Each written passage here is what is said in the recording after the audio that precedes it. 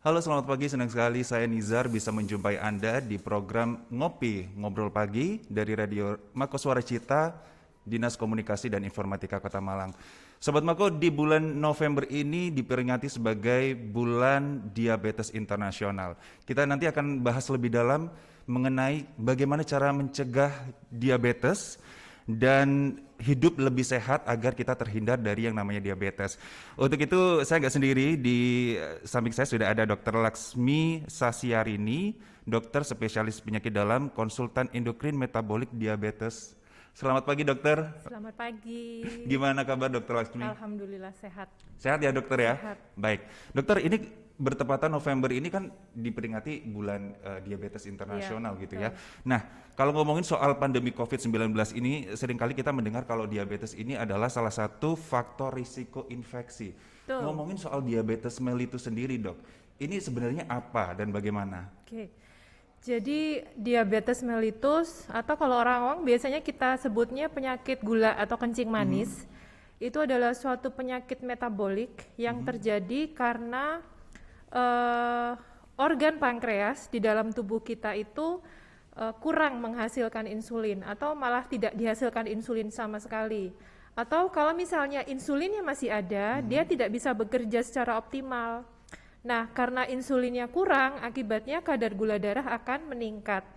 Nah, kadar gula darah yang meningkat itu akan memberikan dampak yang buruk terhadap organ-organ vital seperti jantung, ginjal, kemudian retina mata, syaraf, seperti itu. Jadi penyakit diabetes mellitus merupakan penyakit dengan kadar gula yang tinggi dan terjadi secara terus-menerus. Terjadi secara terus-menerus, dan ini adalah salah satu penyakit yang bisa disebut paling mematikan juga ya dok ya? Iya, jadi karena itu tadi, karena komplikasinya ya. Jadi kebanyakan pasien diabetes itu memang sudah dengan komplikasi seperti tadi saya sebutkan, sudah dengan gangguan ginjal, gangguan jantung, kemudian gangguan syaraf, sering timbul luka di kaki, kemudian kebutaan, seperti itu. Jadi Karena komplikasinya. itu tadi Betul. ya. Oke, ini biasanya kalau orang dengan diabetes mellitus sendiri, gejalanya bisa ditandai dengan seperti apa sih dok? Oke, kalau pasien diabetes biasanya kalau sudah agak lanjut dalam tanda petik, itu biasanya yang paling sering dikeluhkan adalah pasien sering mengeluh berat badannya kok makin turun drastis ya, padahal mungkin nafsu makannya seperti biasa. Jadi yang awalnya gemuk, kemudian makin lama makin kurus, padahal porsi makan seperti biasa. Kemudian tanda lain yang sering disampaikan adalah sering kencing, terutama malam hari. Nah, kemudian karena dia sering kencing, kemudian sering merasa haus. Nah, itu juga. Atau keluhan lain mungkin karena lemas badannya, kemudian kadang ada infeksi nggak sembuh-sembuh seperti itu, atau mungkin pandangan penglihatan sudah kabur. Nah, kalau sudah ada keluhan seperti itu memang relatif sudah agak terlambat dalam tanda petik karena biasanya sudah ada komplikasi begitu. Seperti itu. Itu adalah salah satu tanda kalau kita terkena diabetes. Iya. Untuk itu kita harus segera cek diri kita Betul, ya, cek gula betul. darah terutama ya dok Iya, ya, jadi ke rumah sakit ya. taunya kita kencing manis, selain ada keluhan tadi ya kita harus cek darah ya, cek laborat. Salah satu yang sederhana yang bisa kita periksa adalah pemeriksaan gula darah gitu. Pemeriksaan gula darah, karena memang kalau ngomong soal diabetes sendiri, ini Indonesia sendiri salah satu 5 besar negara dengan diabetes terbanyak ya dok ya? Iya, jadi kalau data terakhir 2019 dari IDF, International Diabetes Federation, Indonesia masuk 10 besar. Peringkat 7 sih Mas, belum sampai 5 gitu. Peringkat 7. Tapi dari tahun ke tahun sepertinya memang prevalensinya akan semakin meningkat gitu. Jadi diprediksi sampai tahun 2030, 2045 pun Indonesia masih ada di peringkat 10 besar gitu untuk jumlah penderita diabetes terbanyak. 10 besar artinya kan juga mengkhawatirkan ya dok ya, seperti Sangat, itu, sangat mengkhawatirkan. Nah, kalau ngomongin soal pola makan, apalagi buat kita yang ngerasa jarang olahraga, kemudian pola makannya kita juga nggak karu-karuan, seperti itu ya dok ya, ini apa sih yang bisa kita lakukan untuk yang namanya agar bisa terhindar dari yang namanya diabetes? Oke, jadi diabetes kita tahu ya, penyakit dengan kadar gula darah tinggi. Jadi faktor makanan sangat penting gitu.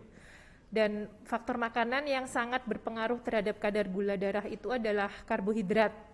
Ya, karbohidrat. Jadi karbohidrat itu seperti nasi, roti, mie, kentang, kemudian jagung, ubi-ubian, bote, segala macam itu adalah karbohidrat. Dan memang proporsi karbohidrat itu paling banyak dibandingkan protein dan lemak. Kenapa? Karena karbohidrat merupakan sumber energi. Kalau kita nggak makan karbohidrat, lemes mas, nggak bisa mikir gitu ya. Tapi kalau porsinya terlalu berlebihan ya berbahaya juga gitu. Nah itu yang memang harus dibatasi. Dan kita tahu ya orang Indonesia itu kan makanan pokok, makanan utamanya adalah karbohidrat ya. Cemilan-cemilan aja kan karbohidrat semua. Kue-kue basah ya kan. Tuh kadang-kadang kita udah sarapan makan roti, kayaknya belum srek kalau nggak makan nasi. Akhirnya udah makan roti, makan nasi lagi plus lauk gitu. Nah itu yang memang harus diperhatikan. Jadi porsi karbohidrat ini yang memang harus dipertimbangkan. Porsinya harus sesuai untuk masing-masing orang gitu. Jadi harus, kalau pasien diabetes ya biasanya kita hitung kebutuhannya. Nah kalau untuk masyarakat awam yang belum sampai terdiagnosis diabetes, alangkah baiknya bahwa mulai menjaga porsi makan karbohidratnya. Banyakin sayur artinya dok? Boleh. Jadi kalau Kemenkes kan menyebutkan piring sehat ya. Piring sehat itu kalau misalnya kita lihat satu piring itu nanti dibagi. Jadi 1/4 untuk karbohidrat, 1/4 untuk protein lauk, yang setengahnya untuk serat, sayur-sayuran maupun buah. Nah itu yang disebut sebagai piring sehat. Itu sebetulnya bisa diaplikasikan sih. Jadi gitu. Nah, seperti itu. Ini kalau ngomongin soal juga beredar info juga nih dok.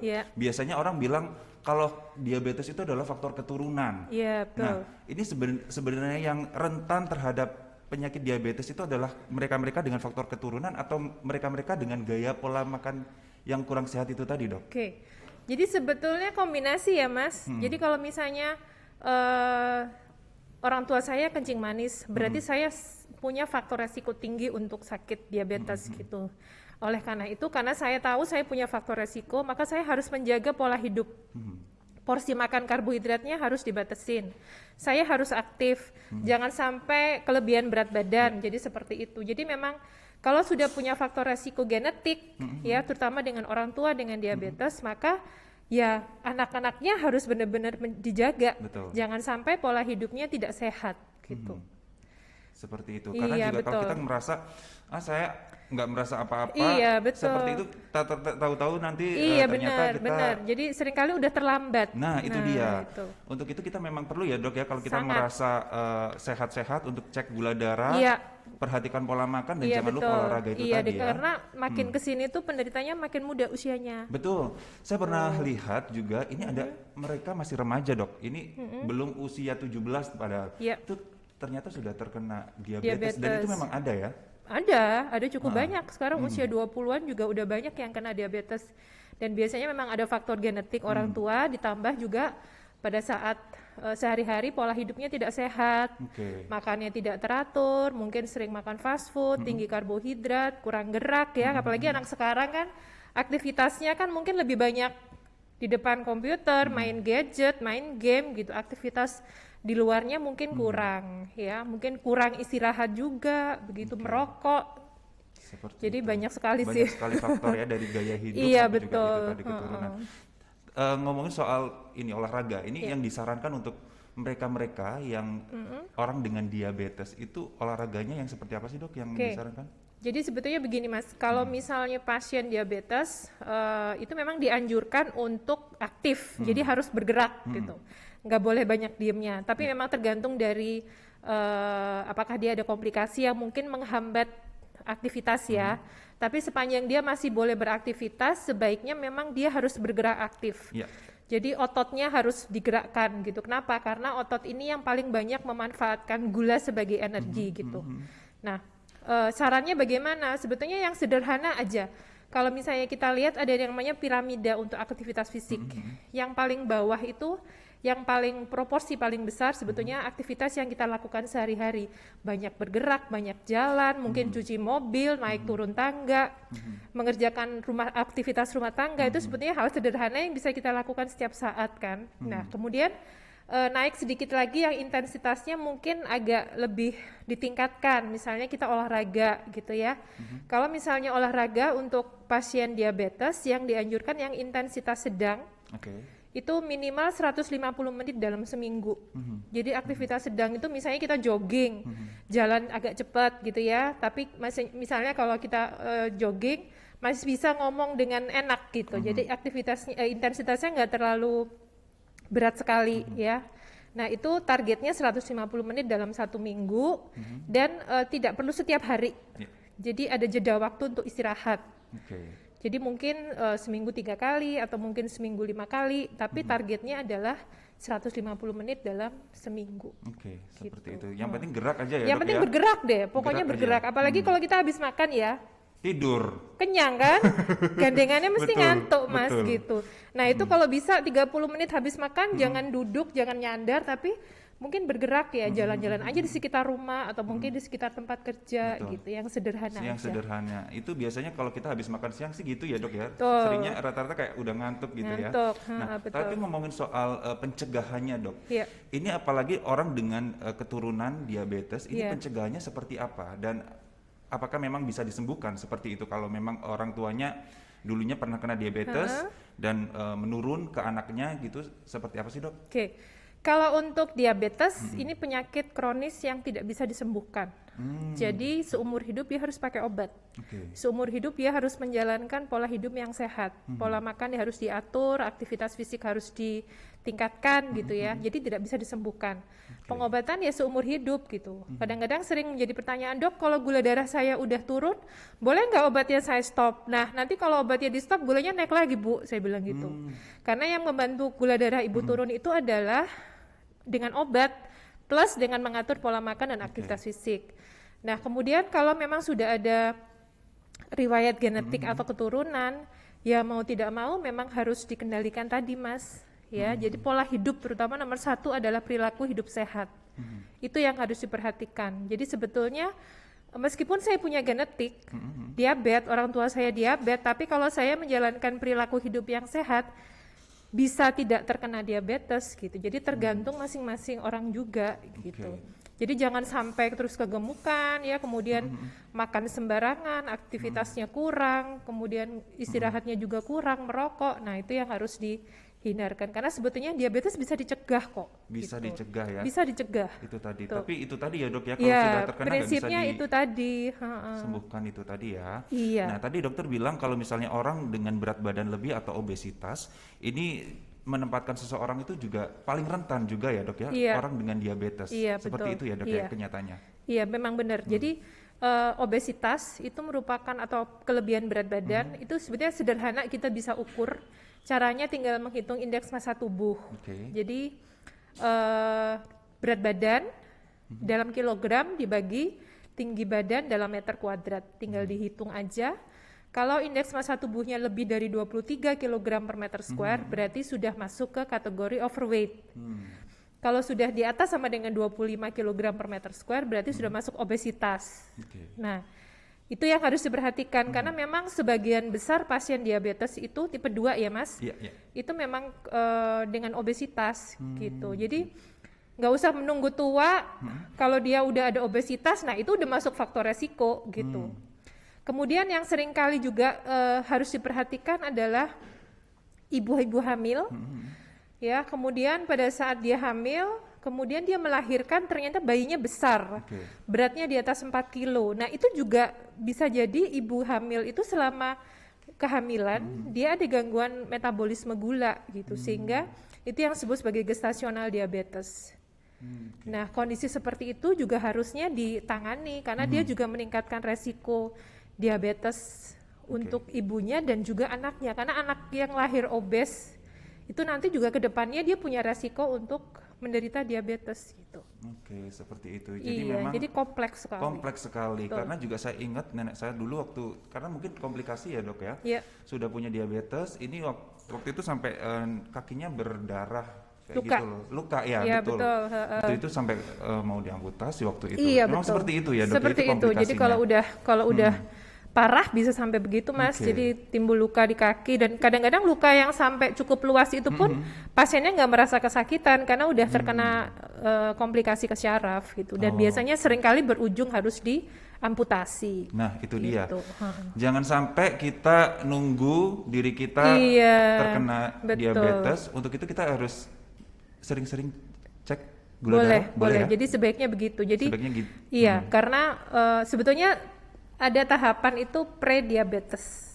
Sebelum sampai ke diabetes, ada tahapan pre-diabetes. Pre-diabetes itu sebetulnya kadar gula darahnya sudah abnormal, sudah tidak normal, tapi belum masuk kategori diabetes. Oke. Nah, Dan itu artinya bisa dicegah ya, Dok? bisa ya? dicegah gitu karena mereka-mereka yang pre-diabetes ini kalau tidak dikendalikan pola hidupnya dia akan jatuh ke diabetes gitu. Sementara pre-diabetes kalau dia bisa menjalankan pola hidup sehat, gula darahnya bisa kembali normal gitu. Dan ini tidak bisa hanya diketahui dari keluhan segala macam, Iya, enggak. iya, iya. Harus cek Nah, gula darah. harus cek gula darah. Iya. Jangan sampai kita merasa nggak ada masalah di Kadang-kadang tubuh orang kita. takut nggak mau saya cek laborat, cek darah ntar ketahuan penyakitnya gitu Nah, kan. itu dia. Padahal semakin dini kan semakin Betul, baik betul. gitu. Tapi kalau ngomongin soal kembali ke pandemi lagi nih, Dok. Ya. Kenapa diabetes mellitus ini dikatakan sebagai faktor resiko yang resiko infeksi seperti itu? Ya, jadi memang benar kalau kita melihat banyak sekali pasien diabetes masuk menjadi penderita COVID ya. Iya. Karena kita tahu bahwa diabetes itu penyakit yang kronik, tidak bisa disembuhkan. Kemudian seringkali dalam kondisi status imun pasien itu yang rendah. Sehingga resiko terhadap infeksinya meningkat. Oke. Sehingga dia rentan terhadap infeksi. Kemudian yang kedua, dia mudah sekali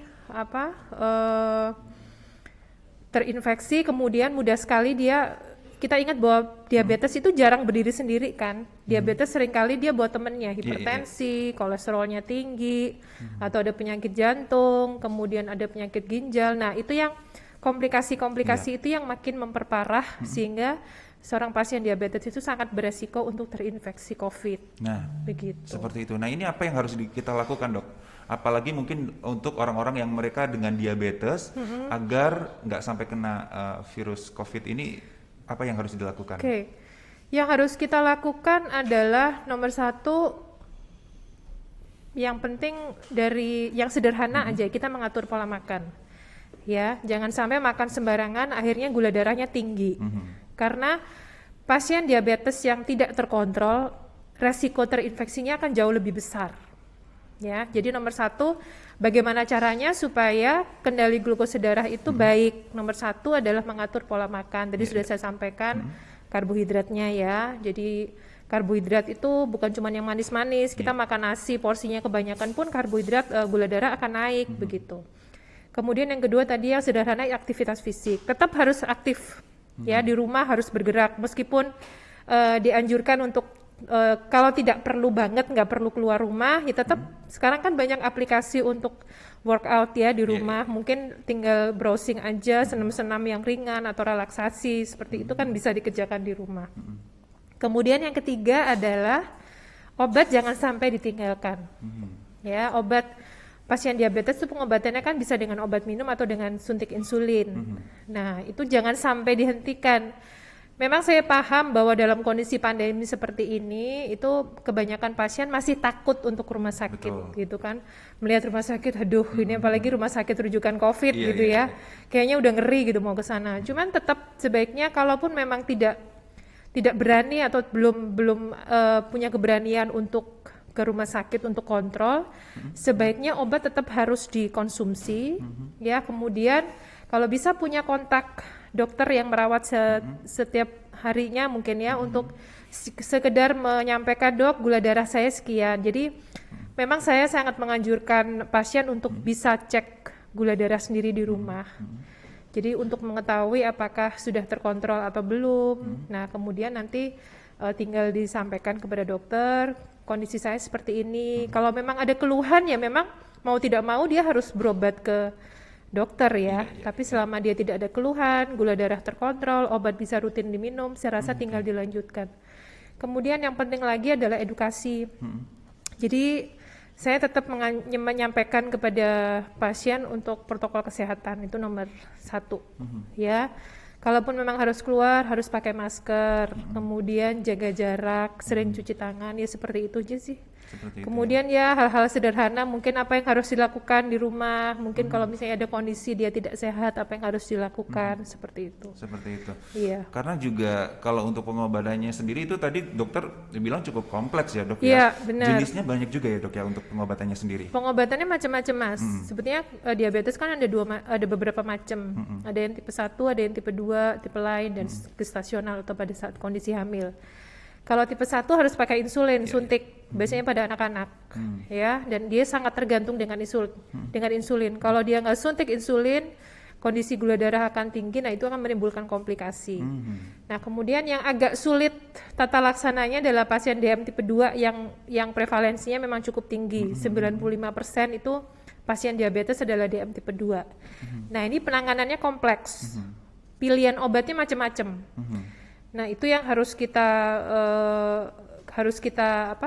berikan kepada pasien dan harus kita lihat ini masing-masing pasien mungkin kebutuhan obatnya berbeda-beda gitu. Nah itu yang harus diperhatikan bahwa kondisi pasien yang gemuk atau yang kurus, nah itu mungkin pendekatan tata laksana pengobatannya sedikit berbeda dan itu sangat kompleks. Sangat gitu. kompleks ya. Dan ngomongin juga tadi dokter kan kalau orang dengan obesitas ini salah satu yang beresiko. Ternyata orang kurus pun juga ya dok ya? Orang kurus pun sebetulnya iya sih, semua golongan umur, semua kelompok umur, semua tingkatan masyarakat apapun beresiko untuk terinfeksi. Ini maksudnya infeksi COVID atau infeksi diabetes. Diabetes. Betul. Iya, orang kurus pun juga tetap kalau dia ada punya faktor resiko genetik ya. Bisa, meskipun dia kurus tetap dia bisa. Kadang-kadang kan orang makannya banyak gitu ya, dia nggak aktivitas. gemuk-gemuk. Itu tapi tetap dia punya genetik gitu Iya, ya, iya, bisa iya. aja dia terkena. Bisa aja Makanya ya. nomor 1 adalah screening, sering aja cek gula darah gitu. Nah ini kalau orang dengan diabetes sendiri, gimana mereka tahu kalau misalnya diabetes mereka itu terkontrol dengan baik dok?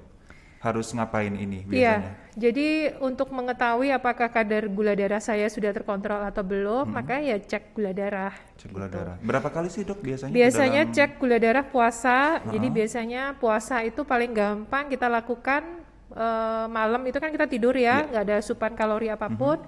Pagi bangun tidur kita cek gula darah puasa. Kemudian 2 jam setelah makan, boleh makan pagi, makan siang atau makan malam. Oke. Tuh, nah itu yang sebaiknya rutin kita lakukan. Kalau gula darah masih tinggi, ya mungkin pemeriksaan gula darahnya harus lebih sering gitu. Oke. Kemudian ada lagi pemeriksaan yang bisa kita lakukan, pemeriksaan HbA1c. Kalau HbA1c ini istilahnya kayak raportnya orang diabetes gitu ya Mas. Kalau gula darah itu kan relatif, misalnya kayak begini, saya hari ini makan karena mau ke dokter nih, saya takut dimarahin dokter, jadi obatnya rutin saya minum, makannya saya atur benar, jadi gula darah waktu dicek hasilnya bagus. Tapi kalau saya cekkan HbA1c, dia tidak akan bisa menipu hasil gula darah hariannya. Jadi kalau saya cek hari ini gula darah bagus, tapi nilai HbA1c-nya tinggi, nah ini menunjukkan bahwa sebetulnya rata-rata harian gula darahnya masih belum terkontrol gitu. Jadi nggak bisa ditipu pemeriksaan HbA1c. Jadi saya tinggal lihat, oh Bu, ini raportnya udah bagus nih, HbA1c-nya udah mencapai target di bawah 7%. Misalnya seperti itu. Biasanya nih dok, kalau misalnya orang-orang, terutama masyarakat warga Kota Malang ya, yang datang ke dokter ini, rentang usianya paling banyak menderita diabetes itu usia berapa dok? Usianya memang sekitar 40-an tahun ke atas ya. Oke. Jadi 40-45, ada yang, ya pokoknya usia di atas 40-45 tahun, itu yang memang paling banyak. Seperti Paling itu. banyak, iya. Tapi kalau kita ngomong konsumsi tadi, selain sayur dibanyakin, buah juga, olahraga, ditambah lagi kalau kita minum misalnya suplemen ataupun susu seperti itu, apakah itu juga bisa membantu dok sebenarnya? Sebetulnya kalau misalnya kita susu ya, misalnya suplemen itu sebetulnya kita butuhkan kalau memang asupan kita tidak optimal. Misalnya saya dalam kondisi nggak fit nih, gitu. Porsi makan saya sedikit, nah saya butuh suplemen untuk membantu memenuhi kebutuhan biasanya vitamin, mineral gitu ya. Tapi kalau asupan makan saya bagus, saya makan sayur cukup, makan protein cukup, karbohidrat cukup, sebetulnya nggak perlu suplemen gitu. Sementara untuk susu ini sebetulnya bagus. Tapi kalau pasien diabetes, pilih susu yang memang tepat untuk pasien diabetes. Jadi jangan yang manis yang ditambahin gula segala macam gitu, karena nanti karbohidratnya jadi tinggi. Nah, itu akan pengaruh ke kadar gula darah gitu. Seperti Jadi itu. iya, kalau susu sebetulnya bagus sih Bagus gitu. ya, Dok, Cuman ya sekali lagi kalau pasien diabetes memang porsi makannya harus dihitung kebutuhannya gitu. Jangan sampai Tapi bukan berlebihan. susu-susu yang ini, Dok, yang kemasan yang ada di supermarket seperti itu yang sudah ada gulanya ya? Iya, jadi kalau bisa mulai belajar membaca di kemasan makanan atau minuman itu kan selalu ada kan nutrition fact ya, itu dibaca aja. Ada kandungan karbohidrat nggak di situ? Kalau di situ ada berarti ya harus dipertimbangkan. Oke. Tuh. Seperti itu. Jadi susu nggak masalah ya, Sobat Mako ya. Dok, kalau misalnya orang dengan diabetes udah komplikasi nih, itu sebenarnya bisa dicegah nggak sih, Dok? Komplikasi pasti bisa dicegah. Pasti bisa ya. Caranya mencegah ya kontrol gula darah Kontrol kembali gula lagi. darah, oke. Semakin tinggi gula darah, maka resiko komplikasinya akan lebih cepat muncul, Mas, gitu. Oke. Biasanya komplikasi kronik itu akan muncul kalau rata-rata sekitar 5-10 tahun setelah dia terdiagnosis ya, gitu. Dan komplikasi ini memang terus terang akan membutuhkan biaya perawatan yang sangat tinggi. Betul. Gitu. Misalnya pasien cuci darah, gagal ginjal karena diabetes ya, karena kencing manis. Cuci darahnya itu kan seumur hidup. Sekali cuci darah berapa ratus ribu biaya yang harus dikeluarkan. Betul. Gitu. Dan itu harus mungkin dilakukan tidak cukup 1 kali seminggu, misalnya 2 kali seminggu. Kali berapa kali berapa bulan, kali berapa tahun, dan berapa orang pasien yang harus dicuci darah gitu. Kalau misalnya jalan-jalan ke unit hemodialisis ini, pasiennya banyak banget dan Banyak banget ya, Dok. seringkali memang penyebabnya karena diabetes gitu. Itu dia. Berarti warga Kota Malang pun juga banyak ya yang sebenarnya terkena diabetes. Tahu nggak sih, Dok, untuk tren dari tahun ke tahunnya ini meningkat atau gimana? Kalau trennya saya nggak tahu ya, Mas, karena saya tidak punya data yang tahun sebelumnya. Cuman kalau saya lihat data dari data statistik tahun 2019 di Kota Malang itu diabetes peringkat ketiga dari 10 penyakit terbanyak. Oke. Jadi diabetes peringkat ketiga dengan jumlah pasien sekitar 9.000. Itu data 2019 ya. Tahun lalu ya, Dok? Iya, Kota Malang loh ya, Kota Malang. belum ditambah dengan Kabupaten Malang dan Kota Batu. Kalau Kabupaten Malang, data 2018, dia ada di peringkat ke-9 dengan 5.000 sekian pasien. Oke. Kalau di Kota Batu, data tahun 2019 menyebutkan ada sekitar 3.000 pasien diabetes dan itu menduduki peringkat kelima dari 10 penyakit terbanyak. Jadi saya rasa banyak sekali. iya ya. banyak sekali, tinggal dihitung aja gitu. Betul, Dan betul, saya rasa betul. dari tahun ke tahun pasti nambah. Dari tahun ke tahun pasti nambah. Aduh, ngeri ya, Dok ya. Kalau Iya. lihat tren diabetes ini karena memang juga itu tadi. Iya, Ini betul. adalah Silent salah satu killer, silent Nah, killer. iya, silent killer itu benar sekali karena memang kita merasa sehat-sehat aja nggak kenapa-napa tiba-tiba Iya, jangan tahu-tahu sampai udah. kita udah harus berobat yang Iya, itu seringkali tadi ya. memang begitu. Karena Jadi berobatnya suka ini ya, Dok ya, seumur hidup ya, Dok. seumur hidup, seumur hidup. Kalau dia nggak minum obat atau nggak suntik insulin ya gula darahnya akan tinggi, komplikasi kronik akan lebih cepat muncul, gitu. Bisa sakit jantung. Nah itu yang sering kali, Mas. Jadi kadang-kadang pasiennya nggak tahu. Saya waktu kita tanyakan gitu ya, pasiennya datang ke rumah sakit, misalnya dia datang dengan stroke, Ya. lumpuh setengah badan. Kemudian ditanyakan ada riwayat kencing manis, tidak ada. Ternyata setelah kita cek laboratorium ternyata gula darahnya tinggi, baru ketahuan bahwa dia diabetes, kemudian sudah dengan komplikasi ternyata stroke. Itu yang sangat sering kita jumpai. Itu dia, sering dijumpai. Ya. Dok, kalau ngomongin soal juga diet, ini orang yang dengan diabetes sama orang yang beresiko terkena diabetes ini apakah sama ataukah harus dibedakan dietnya? Kalau sudah diabetes berarti harus benar-benar dihitung ya kebutuhannya. Jadi terutama porsi karbohidrat tadi saya bilang. Jadi karbohidratnya benar-benar dihitung kebutuhannya. Jadi ke usia pengaruh, jenis kelamin pengaruh, aktivitas fisik itu akan mempengaruhi berapa kebutuhan karbohidrat yang dikonsumsi. Nah itu yang harus diperhatikan terutama untuk pasien diabetes. Kalau untuk pasien yang punya kecenderungan atau resiko untuk menderita diabetes, sebetulnya dia bisa boleh makan apa saja sih, tapi memang sebaiknya porsi karbohidratnya atau mungkin yang paling gampang itu yang karbohidrat yang sederhana ya, seperti yang manis, gula. Nah, itu yang harus dikurangi gitu.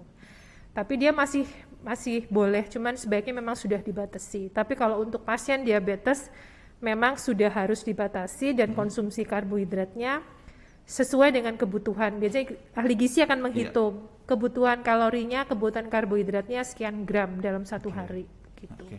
Kalau misalnya untuk nasi sendiri ini bisa diganti ya dok ya? Katakanlah misalnya nasi putih atau dicampur atau mungkin diganti dengan nasi merah, beras merah, seperti itu Iya gimana? boleh. Jadi bedanya nasi putih sama nasi merah itu adalah seratnya ya. Jadi kalau nasi merah itu seratnya dia lebih banyak, sehingga kalau kita makan kita konsumsi dia kenyangnya lebih lama, Mas. Oke. Kalau nasi putih enggak, cuman memang kalau dari rasa sebetulnya individual juga sih. Kalau saya suruh makan nasi putih atau nasi merah, saya lebih pilih nasi putih karena lebih enak gitu ya. Kalau nasi merah itu kadang-kadang kalau belum terbiasa mau dimakan dimakan dengan kuah, keringan itu rasanya hambar gitu. Betul. Jadi biasanya kalau yang masih pemula biasanya dicampur nasi putih dengan nasi merah. Dengan porsi yang tetap sesuai kebutuhannya gitu. Kalau misalnya dia harus makan misalnya 7 sendok ya, mungkin 3 sendoknya untuk nasi putih, 4 sendoknya nasi merah. Jadi dicampur seperti itu. Itu dia ya, salah satu gimana caranya kita mengatur pola makan kita ya dok ya, karena kita sendiri yang tahu ya. Iya benar, jangan sampai kita makan double karbohidrat ya. Jadi makan nasi kemudian dicampur pakai mie gitu, itu sama-sama karbohidrat tuh. Emang mengenyangkan sih, tapi tidak baik gitu. Nggak baik ya, oke seperti itu. Dok kalau misalnya orang dengan diabetes ini kenapa sih harus istilahnya berhati-hati dengan kaki mereka? Karena memang itu tadi ya konsekuensi terburuknya itu tadi ya dok ya. Jadi kaki diabetes itu biasanya menjadi salah satu komplikasi yang cukup menyulitkan manajemen ya. Kenapa? Karena biasanya seringkali muncul itu awalnya adalah kesemutan. Jadi pasien itu merasa kakinya tebel, kemudian baal, ya nggak terasa. Jadi kadang-kadang dia menginjak sesuatu yang tajam itu nggak terasa, Mas. Nginjak paku, nginjak pecahan kaca itu nggak terasa, sampai akhirnya timbul luka. Ya. Nah, luka yang muncul itu infeksi akan meningkatkan kadar gula darah. Jadi seperti lingkaran setan. Kadar gula darah yang tinggi akan mempersulit penyembuhan luka. Ya, dan bisa jadi luka itu makin lama akan makin meluas. Gitu. Kadang-kadang masalahnya juga sepele. Cara motong kukunya salah. Kalau orang Jawa bilangnya cantengan nih loh Mas ya. Nah, cuman hal yang sederhana itu pun bisa membuat luka itu makin meluas, gula darah tinggi. Nah, kalau udah luas seperti itu, biasanya rawat lukanya akan lebih sulit. Ya, kita harus kasih antibiotik, gula darah harus dikontrol. Kadang-kadang proteinnya menjadi turun, sel darah merahnya turun, pasiennya anemia gitu, dan perawatannya nggak selesai dalam seminggu 2 minggu, berbulan-bulan gitu. Bahkan kadang-kadang perawatan sudah lama, ternyata kakinya harus diamputasi. Ya? Gitu. Oh, itu dia ya. Iya. Itu resiko terburuknya ya dok ya. Makanya dari itu pasien diabetes memang dianjurkan harus merawat kaki, jangan sampai timbul luka gitu. Kalau sudah timbul luka, waduh ini resiko penanganannya akan kompleks ya, melibatkan banyak multidisiplin, membutuhkan biaya perawatan yang cukup tinggi. Kemudian pasiennya juga kadang-kadang stres nih, saya nggak bisa kerja karena kaki saya luka. Sementara dokter bilang saya nggak boleh banyak jalan dan seterusnya gitu. Jadi harus dirawat. Harus dirawat. Dan yang sulit apa sih dok yang dokter Laksmini temui dalam merawat orang dengan diabetes ini, yang kebanyakan yang masih sulit untuk dikasih tahu apa ya dok biasanya? Nomor 1 dia sulit itu adalah mengatur pola makan terus terang ya. Mengatur pola makan terus terang paling sulit gitu. Apalagi tadi saya bilang orang Asia ini makanan utamanya adalah nasi, karbohidrat ya nasi. Sulit dok kalau saya ngurangin makan nasi, saya nggak bisa kerja, pusing, lemes dan sebagainya gitu. Atau kalau enggak gini, yang seringkali juga sampai saya kadang-kadang tuh pengen ketawa. Saya udah makan nasinya sesuai dengan yang dianjurkan dokter, cuman boleh nasinya 7 sendok gitu. Kemudian saya udah mengurangi makan dok, siang saya nggak makan. Terus kemudian saya nanya, ibu ngemilnya apa gitu. Nah ngemilnya ini kadang-kadang lebih lebih hebat porsi karbohidratnya dibanding makan utamanya Iya, gitu. iya. Kadang-kadang masih makan keripik, masih makan donat kentang gitu. Kemudian masih makan singkong goreng dan sebagainya. Jadi yang paling sulit memang mengendalikan pola makan. Bahkan beberapa pasien itu bilang, "Dok, saya nggak apa-apa deh, insulinnya dosisnya tinggi, tapi saya masih boleh bebas makan gitu. Maksudnya nggak harus diet." Itu Oke. yang menjadi salah satu kendala untuk penanganan diabetes, terutama adalah mengatur pola makan. Mengatur pola makan, apalagi kalau misalnya mau ngemil, ini ada saran nggak dok harus ngemil apa? Buah mungkin ya? Iya, buah itu sebetulnya karbohidrat juga ya, Oh, tapi dia oke. karbohidrat kompleks karena ada seratnya, gitu.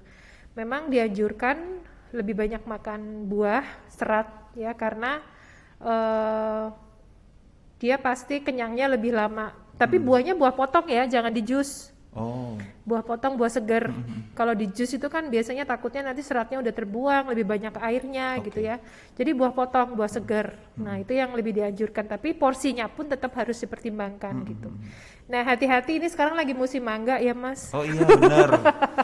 Ini lagi murah-murahnya nih dok. Waduh, lagi musim mangga nih pasien saya gula darahnya gila-gilaan nih. Gitu ya? Ya, ini mangga ini salah satu buah yang memang kadar gulanya cukup tinggi ya. Jadi harus benar-benar diperhitungkan gitu kalau mau konsumsi. Itu dia ya. Jadi kembali lagi memang lagi-lagi pola makan, gerak yang harus kita perhatikan ya Iya, dok ya. betul. Walaupun mungkin juga kita merasa, walaupun tadi keturunan nggak merasakan apa-apa, Iya, benar. ini penting banget untuk menjaga pola makan yang seperti dokter Laksmi tadi bilang ya. Iya. Dokter, ini terakhir, apa sih pesan untuk masyarakat yang mungkin merasa belum terkena diabetes atau mungkin mereka yang sudah terkena diabetes, ini apa sih dok yang bisa dokter sampaikan? Oke, jadi sekarang kita bergerak di pencegahan. Ya, pencegahan adalah yang sehat jangan sampai punya faktor resiko untuk DM. Ya, faktor resiko tadi sudah disebutkan, obesitas, kemudian kegemukan, ya, kurang aktivitas, merokok. Nah, jangan sampai yang sehat punya faktor resiko. Nah, kemudian yang sudah punya faktor resiko, misalnya genetik keturunan, ya tadi kembali lagi, jangan sampai dia menderita diabetes gitu. Nah, yang sudah punya sakit diabetes, dicegah jangan sampai muncul komplikasi. Nah, itu yang kita tekankan gitu. Jadi memang sekarang upaya pencegahan. Mau dikasih duit berapapun, kalau pasien diabetesnya masih banyak dengan berbagai macam komplikasi, saya rasa juga akan menghabiskan banyak biaya. Iya, Sehingga lebih baik dicegah gitu. Karena kalau sudah sakit diabetes, pengobatan seumur hidup ya Mas gitu. Alangkah baiknya kalau mungkin bersinergi dengan pemerintah ya. Saya melihat kalau sudah banyak taman kota, itu orang akan lebih banyak beraktivitas di luar ya. Mungkin ya sekarang masa pandemik mungkin masih ditutup beberapa, tapi saya rasa menyediakan misalnya tempat trotoar yang lebar, yang nyaman, itu membuat kita enak gitu kan untuk jalan gitu, nggak takut diserempet mungkin mobil atau ditabrak sepeda gitu kan, seperti itu. Kemudian di lingkungan sekolah misalnya, kalau bisa kantinnya kantin yang sehat, sehingga anak-anak juga mengkonsumsi makanan di sekolah juga yang sehat. Jadi sebetulnya nomor satu adalah upaya pencegahan, ya, jangan sampai yang sehat punya faktor resiko, yang punya faktor resiko jangan sampai dia sakit. Kalaupun sudah punya faktor resiko, sebaiknya jangan segan-segan, jangan takut untuk periksa, ya, karena kita tahunya diabetes atau tidak ya dari pemeriksaan gula darah, gitu. Karena kalau sudah terlambat penanganannya akan jauh lebih kompleks, lebih sulit, gitu. Dan sekali lagi harus diingat bahwa diabetes itu adalah penyakit yang bisa dicegah dengan caranya adalah mengatur gaya hidup yang sehat. Jadi seperti itu. Jadi seperti itu ya Sobat Mako, memang nggak ada alasan walaupun pandemi untuk tidak bergerak. Saya capek seminggu udah kerja, hari libur tidur gitu kan. Jadi kapan geraknya gitu ya dok Iya, ya? benar. Sebenarnya tergantung niat sih Mas. Iya betul. Kembali lagi ke diri kita masing-masing ya dok ya, untuk tergantung niat itu tadi. Iya, benar. Yang pasti kayaknya kampanyenya harus ini ya dok ya. Ayo gerak gitu ya. Iya, ayo bergerak, Ayo bergerak untuk kesehatan diri kita. Jangan Iya, sampai benar. kita investasi untuk Iya, kalau sayang sudah kan, sayang kalau misalnya uang yang kita punya, Heeh. yang kita hasilkan ternyata hanya dipakai untuk beli obat, ya kan, Nah, gitu. itu dia. Mumpung saat ini kita masih sehat, merasa baik-baik Iya, saja, kenapa enggak untuk segera memeriksakan diri, gula darah segala macam ya di dalam tubuh kita, maupun juga jangan lupa untuk atur pola makan maupun olahraga itu tadi, Sobat Makut. iya. Dokter Lasmi, terima kasih waktunya. Sama-sama. Sangat bermanfaat sekali, banyak Terima input yang kasih. bisa kita ambil ya dari sini. Kita bisa belajar di Sobat Makut untuk itu tadi ya, banyak sekali yang sudah disampaikan oleh Dokter Laksmi tentang bagaimana mencegah dan mengobati kalau Anda sudah terkena dengan diabetes itu tadi ya. Terima kasih sekali lagi waktunya. Sama-sama. Yang pasti usai sudah perjumpaan kita kali ini di Ngobrol Pagi bareng Dokter Laksmi, spesialis penyakit dalam, konsultan endokrin metabolik diabetes. Kita ketemu lagi minggu depan dengan tema dan topik yang berbeda. Terima kasih, selamat siang.